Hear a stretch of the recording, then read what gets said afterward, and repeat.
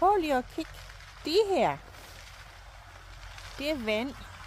Det er springvand.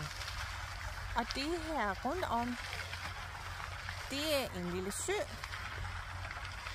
Og så det her, den hvide bygning, det er faktisk et museum.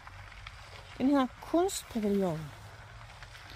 Og så er der en lille ø midt i søen. Og det her, det er en park med rigtig mange blade på jorden. Og stadigvæk mange op i træerne.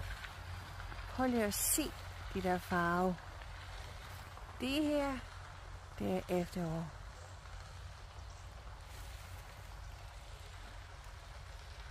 Ha' en rigtig god dag alle sammen.